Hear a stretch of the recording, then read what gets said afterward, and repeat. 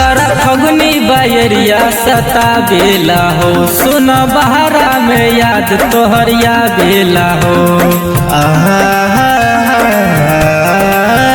बड़ा फगुनी बयरिया सतावेला हो, सुन बहरा में याद तोहरिया बेला हो।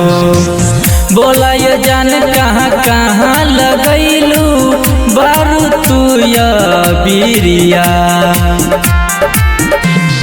आंसू के होलिया जानू खेलब ना टोलिया, आंसू के होलिया जानू खेलब ना टोलिया। की पापा जी के घर से नी चल गइल डोलिया, पापा जी के घर से नी चल गइल डोलिया, पापा जी के घर से नी चल गइल डोलिया। की पापा जी के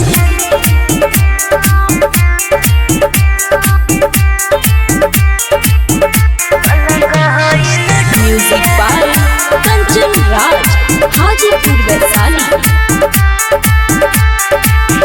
तोरा ससुरा में आइब अबरिया लगाइब, तू हऊ हमार धनिया।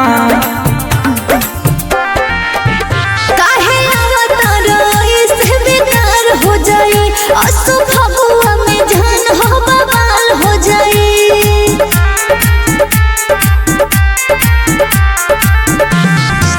डरलू काहे जान खेले के होलिया, आइब हम टोलिया।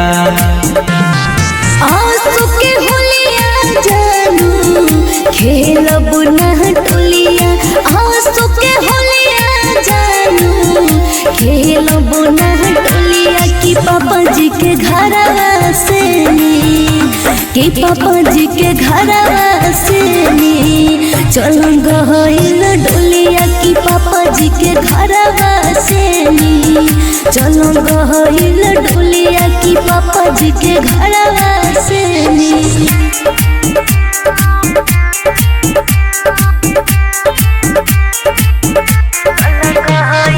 Music by Kanchan Raj, Hajipur Vaishali. कि मानता नहीं बतिया कटी हो लाई रतिया, तू हऊ हमार रनिया। हमर कोमल जैसन दोहिया बेकार हो जाई, ससुराल यहाँ जाने स्वर्ग सवार हो जाई।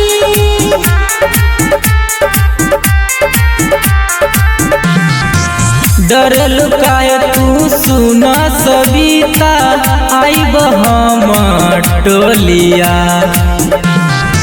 आंसू के होलिया जानू खेलब ना टोलिया, आंसू के होलिया जानू खेलब ना टोलिया। की पापा जी के घर से नी, की पापा जी के घर से नी चल गइल डोलिया। की पापा जी के घर से नी चल गइल डोलिया। की पापा जी के घर से नी।